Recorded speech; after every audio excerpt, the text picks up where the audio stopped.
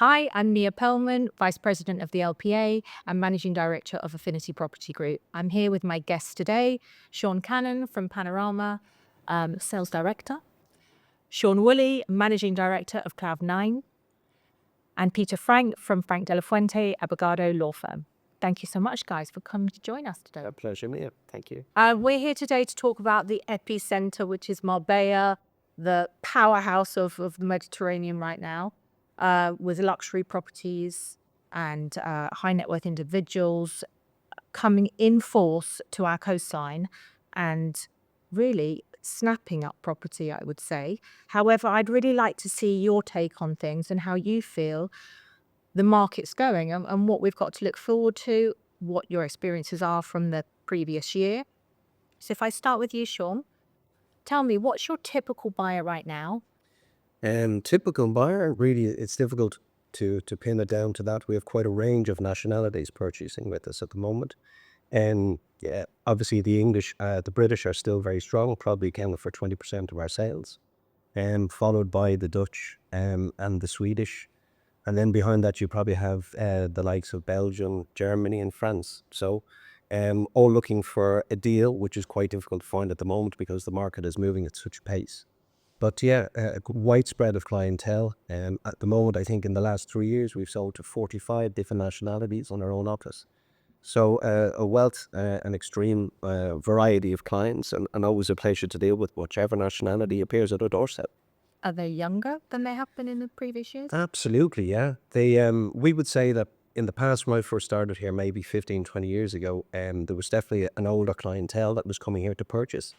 But in the last 5 years in particular, especially after COVID, we've seen that profile drop significantly to probably somewhere around the late 30s. And the wealthy kind of, a lot of these guys are coming in, they're involved in tech, particularly from the Scandinavian countries as well, coming here to settle. And that's the big change that we've seen in the last couple of years, that it's moved from kind of a holiday destination to a full-time destination here in Marbella.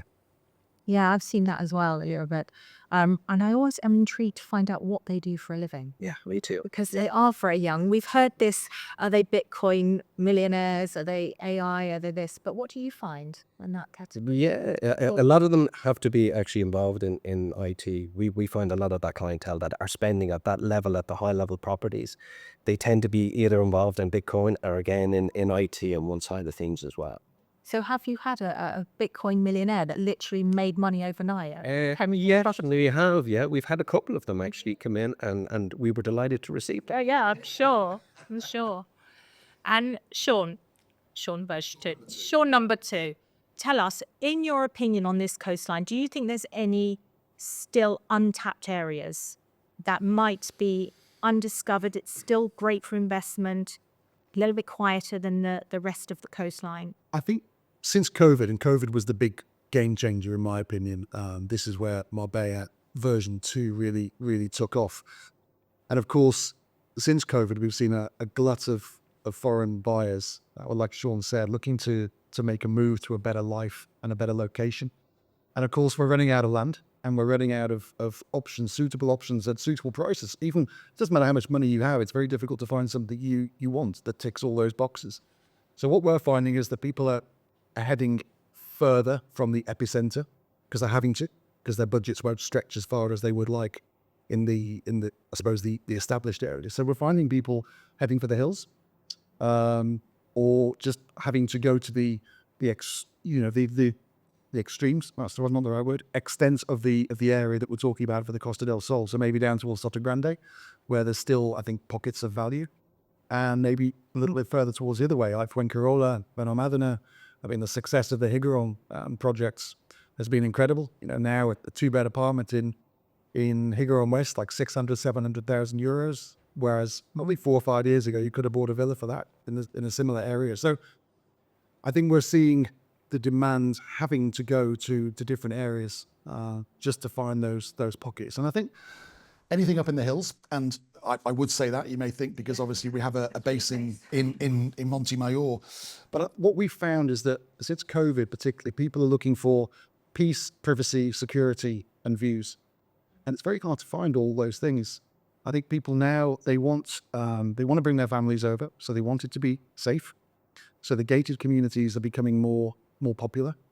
And I think that people want a bit of space around them, particularly if they're coming from a city, and particularly if they're leaving the family to commute and go back and forwards. I think people are looking for all those things. So head for the hills, ladies and gents. Head for the hills.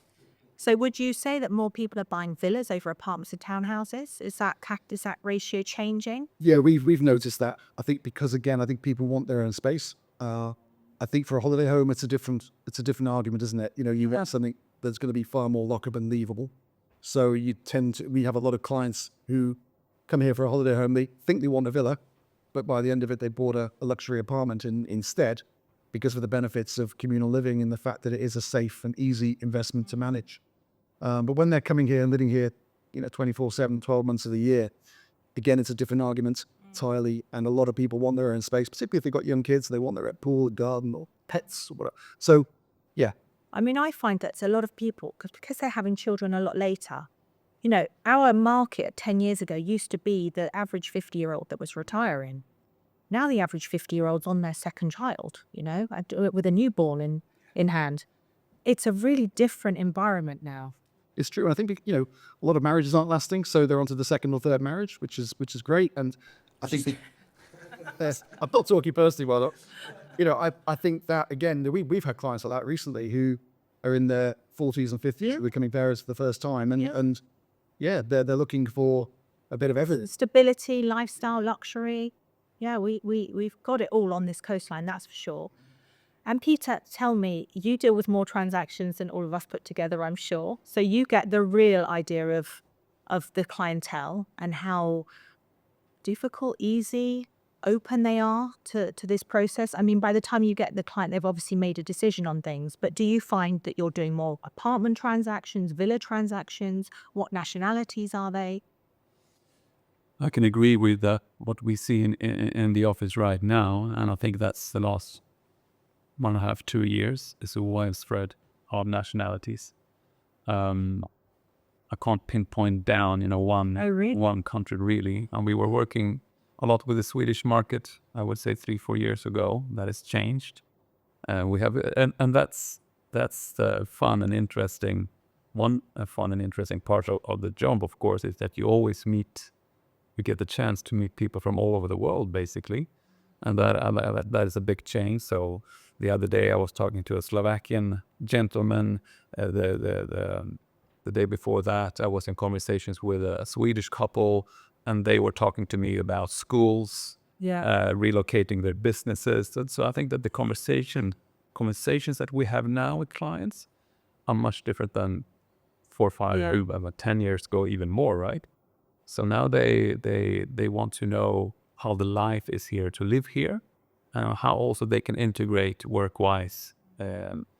And they already have a profession, I guess, and they're going to be doing that remotely from here, or they're moving their businesses here? How does but I mean, both, you have all kinds of scenarios. So clients interesting they have a restaurant, a group of restaurants in Sweden. Now they're looking into this market. Can we do the same? Right.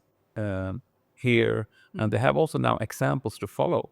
So we had a couple of pioneers, I'm sure, throughout the years, and now we have a track record that you can actually do it. It gets easier. I think the mental barrier is already down, so to speak, and people are now jumping on this possibility, this adventure, this dream more easily.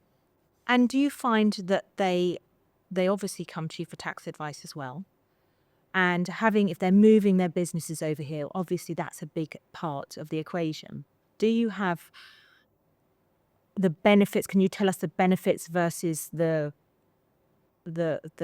negatives on taxation here for people bringing over their business, buying a house here? Is there any kind of untapped tax break that we should all know about? I couldn't say in general. First of all, I'm not a tax advisor in the law firm. We have other much better equipped people for that, Spanish tax advisors. But it is true that, and I'm sure that both Chance here and yourself would agree that their clients are more talking about these kind of things more now than compared to before. So how are the taxes? How will I be taxed if I stay here more than a tourist? That's the breaking point really, because if you're a non-resident, the situation is quite easy on how you're being taxed actually. But people that are moving here and the situation changes completely. So then of course a study needs to be done on that particular company. I mean, compared to America, because we've got some American buyers, I think you guys, as well as you, Sean, you've had an influx of Americans recently. The last year, we've really, that's 10%. That's something very specific on the Americans that I could mention, is that the property tax in America is quite aggressive, I would say. It's a heavy burden for many property owners, and it can vary about anything between 0.5 to even 3% as a yearly tax on the value of the property. So that's a tough time. Yes. I don't get the feeling that people are moving here to avoid or evade. No. I think the golden visa's gone now, about to go. There's not. I mean, there are some products out there that are quite financially beneficial. But if you want to live with low tax, go to Dubai. Go somewhere else. But and this is the conversation I have with a lot of clients. They say, "Oh yeah, I really want to live in Marbella, but I'm going to get taxed like almost the same as I get taxed in the UK." And they say, "Well, stay in the UK then." You can't have it all. Although for the high net worth, the UK is no longer a... But we've got a lot of high net worth clients, and we have this debate all the time about, they say, "Oh, but if I move to Spain, it's going to cost me an extra 100,000 a year. What are you worth?" "I'm worth 20 million. Okay. But, I'm going to end up in Portugal instead. Do you want to be in Portugal? No. What are you doing? Why don't you buy a property that's, I don't know, 500,000 less and just enjoy life and be in the place you want to be in?" And we have a lot of these conversations. Really? We're not tax advisors, but come on, you got 20 years left on the planet. Why don't you spend it somewhere you want to be? Yeah. Well, we should be clear on that. I mean, Spain's not a tax haven. No, It's not. But there are always ways to optimize the situation for the clients, of course. We have the backhand law, we have the digital nomad. Things can be. And they're great products, aren't they, at the moment? For anyone who's that way inclined and has those skills, that's a great product. But I mean, we've just found that, just going back to the initial point about all the nationalities. I mean, I see all of these that come through the business. How sad am I? And I still see these international dialing codes. Think, where's that? Yeah. It could be like Bolivia or some, and you're like, good heavens. Yeah. And so in the last 4 weeks, we've dealt with, I think, 21 different nationalities just in inquiries, which is mad when you think about it. And I think, what's helped the business what's helped the market going forward. We've obviously had that post-COVID bump, but we've also had this Marbella becoming a global destination. A real melting pot of people and cultures. And I think a lot of money there's been a flight of money to this area, and I think a flight of money encourages further money. I think you're right, Sean. I think at the end of the day, Marbella has become, certainly since COVID, a consolidated market for the luxury market. And so every person that's coming down here, when we talk about every aspect, rather than just the real estate that we're in, all the aspects of the restaurants, the quality of life, the schools that are here for everybody. So when you look at the whole package, it's certainly a destination that you'd want to come and live full time. And also it's mentioned now, it's incredible to see for the size of the area that we have here. It's mentioned on the lips of people in the same breath as the likes of Dubai, London, Miami. So it's incredible that our little town here has such a wide span right across the world at the moment in terms of its visibility. And I have to say a lot of that is down to the local town hall taking the effort. And Nia had mentioned about the American clients coming here. Our town hall have taken the advantage of working with the likes of Virtuoso, which is one of the biggest high net worth values in terms of property purchases and stuff, platform. So they're attracting that kind of clientele in. We have Nobu in Puente Romano Beach Resort there as well. So we're getting a lot of high net worth Americans coming in, seeing this place for the first time and absolutely falling in love with it as well. So it's fantastic for our little town to be on the world map in the way that it is at the moment. Yeah, no, it's giving Monaco, Saint-Tropez, Dubai, Miami, it's giving us a real run for their money. We're finding that we've got a new lease of client that may have had a bad vibe about Marbella previously. It wasn't on their radar, it wasn't on their map. Actually, they thought maybe it was a little bit tacky, and it was for a different clientele. And sometimes by accident, they've visited or they've been attending an event or in a group of people, and they've come along and they are so pleasantly surprised. Absolutely, yeah. I mean, we've had clients that have given up their Barbados villas that they've had for 30 years, where their family have holidayed and enjoyed for that amount of time. They've sold out to relocate here as a holiday home purchase. Absolutely, yeah. And I have to always ask them, what took you so long? You know, I mean, it's different for us. We've all been here for years and we've seen the evolution and the growth of this place. And it is absolutely insane. Yeah. At the rate that it's happened. Since COVID, it's supersonic. But even before this, you know, it's a powerhouse right now, a Mediterranean powerhouse. Before this, it was such a beautiful place to live. Yeah. You didn't have to go to those pocket areas that were a little bit busier and a little, had a different type of clientele there. But you still had the old town, the beaches and things like that. But now, every part of the town is on fire at 5-star level.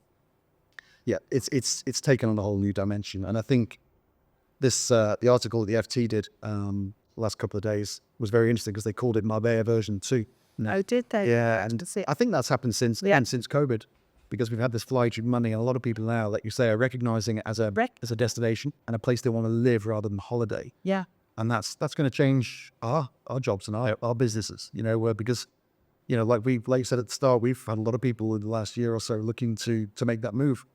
People who, since COVID, have realized, oh, actually, I only need to be in the office one day a month, or I don't need to be in the office at all. You know, so we've had a complete change in the demographic, really. Have you found, Sean, though, as well, that the clients that are coming, they're afraid of this because there has been such a level of activity over the last 3 years? They keep asking, well, is this going to burst? When's it going to end? But the reality is, if you look at the figures, and we have a problem, which is a lack of stock. So we have high demand, we have a low level of supply, which is obviously driving prices up. So we're looking at medium term. We don't see any change or bust happening in the marketplace, because the reality is, if you go back to 2007, you know, there was 600,000 units being produced the year 2007. We're down, 300,000. So we're now looking at the region of only 60,000 units being produced. So it's a nice steady supply of the product that's coming in. And a lot of those purchases are being purchased with people's money. They're coming in. It's not being financed. So the bubble with the banks is not there as well. So the whole basis of the market is a lot more solid than it was going back 10 or 15 years. That's the key, is they're using their own money. Yeah. Because in 2007, everyone was getting 70, 80, 90, 100 mortgages, and who wouldn't do it? And I think that created that speculative boom, which has always done in any market. But we've got a different type of boom, if it is a boom, in that it's people who are genuinely looking for a better life for themselves and their families. And that's incredibly powerful. Yeah. And so I hope it doesn't get silly. I think we always go to little peaks and troughs, don't we, with pricing? There's always like a few greedy ones, then they come off with a little bit. Hotspot, isn't there? Yeah, and I think it's bouncing along quite healthily at the moment. But in terms of, you look back 10 years and see what you could get for your money then. I mean, wow. So it's pricing a lot of people out, I think. Yeah. But isn't that just supply and demand, basic economics? Yeah, but I also think these nationalities that are coming in, some of them find this zone incredibly well priced and inexpensive.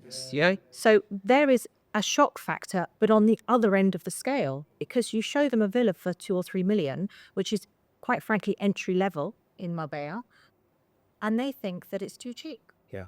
Well, look, we did the same study. Like we did a study on the average price per square meter, and we're in the region of about just over 4,000, 4,200, which, in fairness, if you go back 10 years ago, it's more or less doubled. But when you start looking at those prices and comparing it to international other hotspot areas such as Monaco, the average price per square meter there, 50,000 euros a square meter. So there's still a lot of value that you can get here for really top class and top quality build product, and there's still room for growth down the road at the end of the day. So for us, we're very positive in terms of what's going to happen in the short term and the long term. We think that demand is going to stay very high. And so if you haven't bought a property already, then the second best day to do it is today. Start with this or make the appointment today. Sean, where do I sign? My God, and it's always interesting with the different perspectives, as you mentioned, Mia.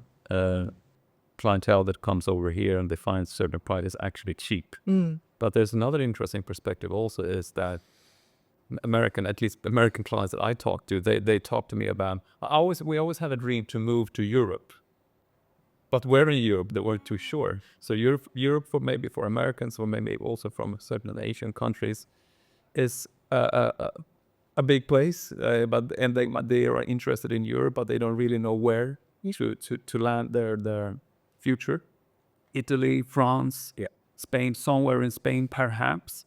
But I think now that Marbella is becoming such a strong concept, and to catch that first spot on the list of European hotspots, so to speak, and then it's gonna be quite hard to stop us. Then I think when we reach that, if we haven't already I reached think number one. for me, I mean, I love holidays. I mean, living here, it's really difficult. But I don't know about you guys. I find it really hard to go on holiday now Yeah, I agree. because I want better food, better restaurants, better entertainment, better beaches. Better beaches I can probably get if I get on a plane for 10 hours. But the rest of it, my level is here now. So I find it incredibly difficult to find it comparable. You know, and then you're going to spend X amount per night to be in that destination when actually you could just be at home. Totally. Yeah. So I find that once somebody visits, I'm pretty confident. If they say I need to see more countries, I'm like, no problem. You do that, knock yourself out. I'm looking for snow when I'm on vacation. So look to sense it completely different. Yeah.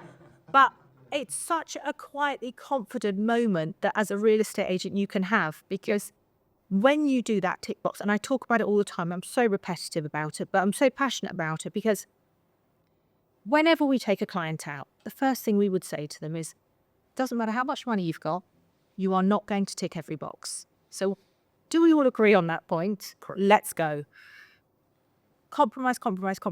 But actually, when you just look at the destination that we're looking at property within, that tick box is completely full. We're not missing anything.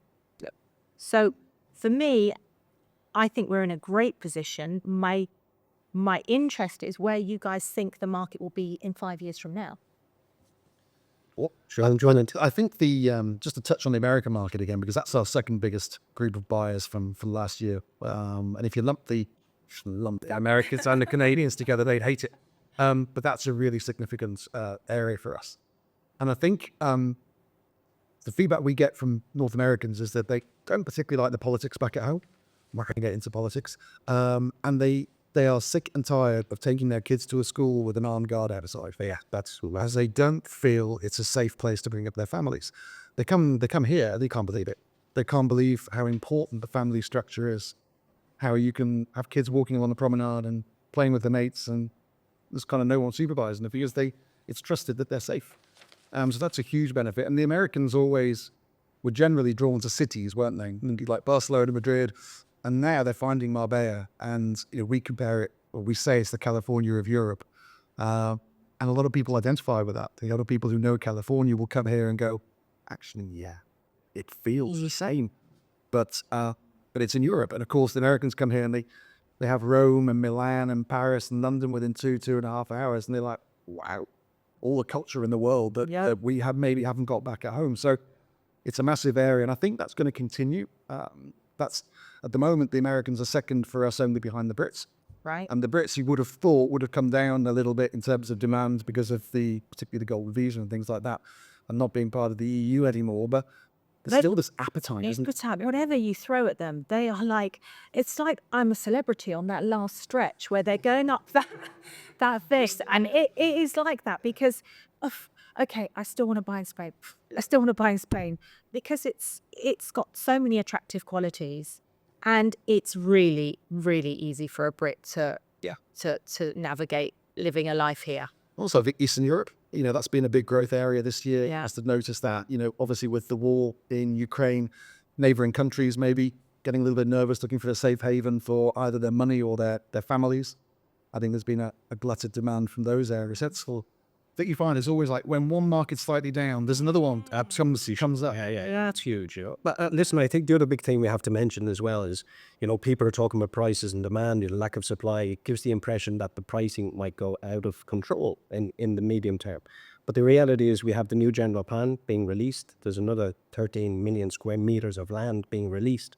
So I think that would also then bring in further foreign investment, well, from national and international investment for new build. And I think that will also tame the price points as well, cool everything down. Yeah, people have more options then as well. Hope so. So we all hope that it is the case. What you don't want is a load of developers getting over greedy. Correct. And pricing themselves out of the market, because I think the market will continue to pay. The buyers will continue to pay to be in this amazing place. But I think there comes a point with everyone, doesn't there, where you just go, Yeah, it's just too expensive. hang on a minute. Yeah, but we had an interesting point in Puente Romano.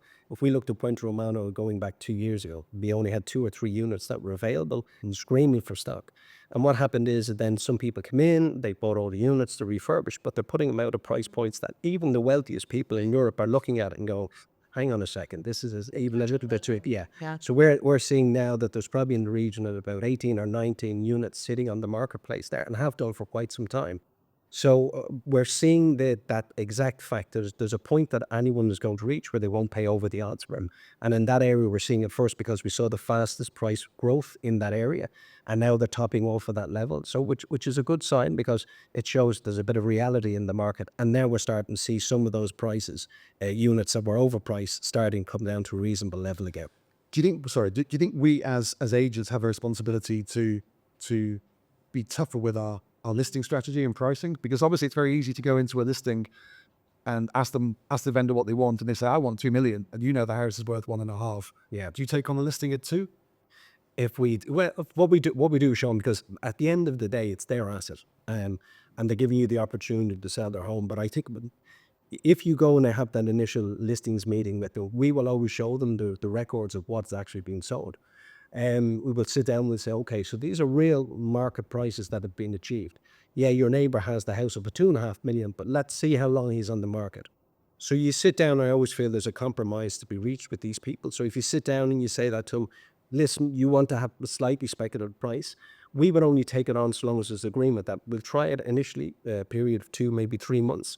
But if there's no traction or genuine interest in that property, they have to agree with us that they will reduce it down to the price that we recommend it to. Because we don't want it sitting there, the property gets stale in the marketplace, and it's in everyone's interest that the property sells and moves up.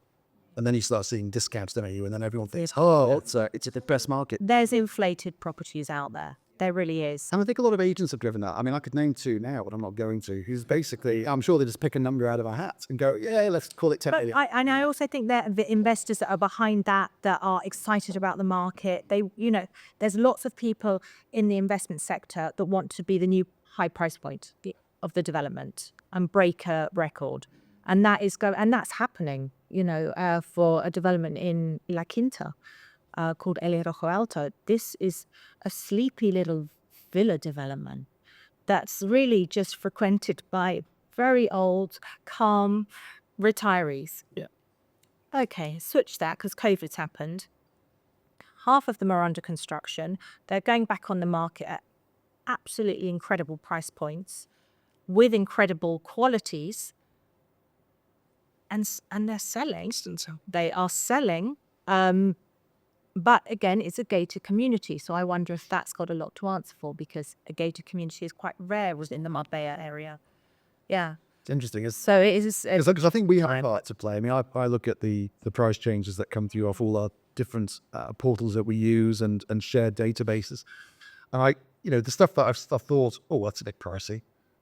Maybe there's a little 5% discount now. And you think, okay, that's better. But for clients, I think it's really difficult for them to navigate all this, because what is value? And obviously one person's idea of value might be completely different to another person's. But I think this is where I think they need the guidance of a really good agent who knows that market inside and out, who knows when pricing isn't right, who knows what they're doing. And this is where the LPA comes in.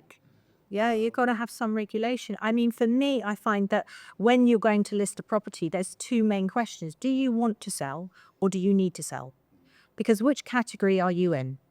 If you have to get a sale within the next 3 to 6 months, we need to price this right. Correct. And the only way to do it, quite honestly, is to be the cheapest in the development, the cheapest on the road. There is no other way that you're going to get the hits on the website, the views, the requests to view, the other agencies coming to your door, unless you have a property that is at market value or even better below. And then you've got the client that's thinking, I've just renovated it, I'm in no rush. You know, I want it on at this price. But isn't that also related to what needs to be changed, or what kind of changes we could see? Maybe not on let's say on the who's buying or the type of properties that will be on offer here in 5 years from now, but actually how the market can change to improve so we can keep track of the demands of the clients that are coming, the new clientele that's coming from America, from other countries, on talking about how to set a price on a listing. Yeah. We don't have data-driven prices here. We don't have transparency on the market. We don't have digitalization completely here. I'm talking about real estate. A lot of it is gut feel and experience, isn't it? And if you're going out with an agent who's been here for 5 minutes. And, having that access to sold properties, because now we can have that through notarized documents and the platforms that are out there, that gives you some insight into what has sold at what price. And that's a great help. But ultimately, everybody should be valuing a property on price per square meter. That's how it should be happening. And if the agent isn't doing that, they're not doing it correctly. Absolutely. And that is the reason for LPA here. I think it's such a vital role in professionalizing the whole market, because as we know that maybe not everyone not all agents have a conversation like you, Sean, with a vendor to find that right price. They are taking on a listing for 3 million just because the vendor wants to. And then you're on for viewings with a client and get confused about the pricing. I think that there are many things to keep because this is such a high demand market now, high net worth market. And I think it's important that we try to make also the changes in the industry to keep the same standard. I think just to answer your point about where's it going to be in 5 years' time, where's the market moving, what's going to happen. I think I see it being steady growth, and I hope it is steady growth. I hope it isn't because nobody wants to see that. But I think demand is there for sure. The only thing I get concerned about with this place is the infrastructure. There's a danger when things are moving along at the pace they are that these destinations start to eat themselves alive. And I'd hate to see that in Marbella because it is amazing. And I think what I see so far is this investment in really good quality products and services. But everyone else has got to play their part as well. We've got to have the road network. We've got to have public transport, better public transport, because otherwise it's just going to be clogged. I mean, I would say the public transport is probably the key element to change, because ultimately, if you want to be on this coast, you need to have a car. Unless you're going to the east side, of course, then you've got the facility of the train. But it is crazy that this coastline is so popular with so many nationalities. Like you said, you've dealt with 21 different nationalities in the last week, and there is no real form of public transport. So that, I think, is a highlight that needs to be spoken with. Absolutely. The powers that be. Yeah, I think if that infrastructure is aligned with the growth of, it's been a criticism of this area for so long that they build apartments, they build villas, and then, we haven't got a road to that roundabout. Yeah. Well, do you remember when they did the San Pedro bypass? God, it took about 10 years. And it took ages. I mean, I was talking about it with clients for years, and then it arrived, and I thought, this is too much road. We don't need all this road. Now it's just another one. And now we need another one. I'm going around the back. Because it's completely agree with you, Sean, about the infrastructure is so important. But it's not only, I have conversations with clients that want to put their kids to school. And we will reach a point when we don't have enough schools. Yeah. So we need another school. Yes. So there needs to be land for schooling. Yes. And then you have families that are moving here and they're living here. Their kids wants to be involved in sport activities, in football, in tennis, whatever that is. We don't have enough football pitches in Marbella at the moment. So these are also important things to build the infrastructure so it can actually meet the expectations and the needs of the new clientele moving in. And that is, and all the rest of the services as well, really. In banking, insurance, everything. I think we're okay for golf courses, aren't we? Yeah, I think we could probably lose a couple, couldn't we, and build a couple more schools. And So if I may, can I ask you some quick fire questions? Oh, here we go. Yeah, I'd just like to know your opinions on certain things. So I'll just go round the table. If Start with Peter first. Yeah. Peter, Pear. You get the lawyer down. Okay. We'll just follow. Biggest mistake buyers make? They act too quickly sometimes, and that's what I usually say. If they have been doing the research for months, usually you have all the area guides that you guys do. I mean, you have a lot of information to digest before you even travel here, and then in the final day, in the final moments, maybe they just need to consider all aspects of the transaction before they move ahead and sign that first contract, just to make sure that everything is well thought through before they enter the buying process.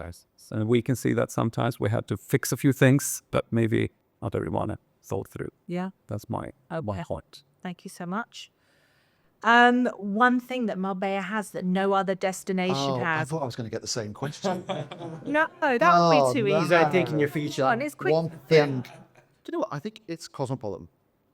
That's the key for me. I go to like Court Ingles in the supermarket there, and you hear so many different languages and nationalities. I don't even know what they are half the time. I find that fascinating. And what really, I'm going to get a bit political, what really upsets me is the fact that people in my position at the age of 31 or whatever I was when I came over here in the UK now can't do what I did. They can't come over here and find a life and start a bit. Well, they can, but it's far more difficult. Start a business, all in love, get married, whatever. And I just think that's so sad. Yeah. Thank you. I've said my piece. Okay. So how have you got from me there? Yeah, I know. Oh, blimey. There's a check for 5 million you've got to buy by the end of the day. Oh, that's it. There's one answer. Huh? No, well, I'm going to get all of your answers now. Panorama first of all. Obviously. Me too. Good. It's difficult. It depends what the client is looking for, but for me, I guess you. if I'm going to buy with 5 million, I think I would want to be as close to the Golden Mile as possible. I live in that area at the moment, but I still believe in it. I think it has some of the best amenities possible, and the likes of Cascada de Camahan, you have obviously Sierra Blanca, but with 5 million, unfortunately, it's a difficult area to purchase in at that moment for that budget. There are some older properties in the market that may come in at that level, but there's some beautiful new apartment buildings that have been built in the last 5 or 10 years. And for that kind of money, you can get a huge duplex apartment, more than 350 square meters, massive outside area. And the beauty about those units, you can just close them, lock them up, and you don't have to worry about it. So long as you keep paying Apartment over villa then? Yeah, personally for me, because I'm lazy. Yeah. Villa. No, I get that completely. Yeah. Sean, version 2. 5 million. 5 million. You got till 5 o'clock. TikTok. Do you know what? I'm very, very happy where I am. So I'm not even sure if I'd probably just bank it or invest. Yeah, but if you had to spend it. If I had to spend it by 5 o'clock today, now. I would probably look for some not distressed, but some assets that could do with a little bit of a lick of paint. Right. So I'd look at it more from the investment angle because I'm happy where I am. Yeah. So I would look at stuff that I could add a bit of value to. Yeah. Or maybe build something of my own. Okay. In areas that I think still represent a bit of a pocket of value. Golden Mile, I've lived on the Golden Mile. I love it. It's an amazing, amazing location. But now when I go back into the hills at the end of the day, it's like, Yeah. I get that. Yeah. it's not for everyone. Yeah. And if I had 2 young kids, I wouldn't do it Yeah. because I'd be up and down that road all day. But I think That's me. so. I think location is critical, but I'd probably do a bit of investing. Investing. You'd invest it. Okay. Peter. I was thinking, if I had time, I'm lucky. I know, you've got to exclude where you live. This is a luxury purchase, a €5 million check. Well, so I would buy something. So let's say I would move then. I have to move because I'm buying something for 5 million, right? So I'm right now in San Pedro Beach. I love that area. Another favorite area of mine is Costalita on the new Golden Mile. That I like the beach also over here. And I'll probably get something really decent for 5 million in Costalita. I have just a thing for you, Pete. All right. Well, you give me the money, I'll talk to Sean. It would be a beachside villa in Costalita somewhere. Yeah. Yeah. Okay. Well, listen, thank you so much, all of you, experts. I've just got to butt in. What would you do with 5 million? Oh, good point. That's a really good question. I'm in the hills, And I've got 2 children and I'm driving up and down the road at the moment. So you'd hire a chauffeur. It's a nightmare. But I'm actually waiting for a project to be finished on the Golden Mile, which I hope to be moving to when it's completed. And that will be a very different way of living because it will be an apartment effectively. So I don't know if it will work out. I've got no idea. But annoyingly, my children will be that much older where I've missed the boat on both sides because I could have done with an apartment complex when they were younger. And as you get older children, you can enjoy a villa. So I've done it the other way around, but let's see. But I just think there is no place. Benavis, Marbella, I think that they are the areas to invest in. And actually, any client that any of us speak to over the last 10 years, even if they've put their finger in the air and they've bought something, they've all made money on it. Everything's gone up in value. I haven't got a single client that's lost money. So it's just such a safe environment. It's just wherever you feel happy. But yeah, I can't help a little investment every now and then. Very good. So Sean, write that check. Yeah. Absolutely. But thank you all very much. Sean Peter from Frank de la Fuente. It's been a pleasure. I've been Mia Pearlman from LPA. Thank you for watching and see you next time.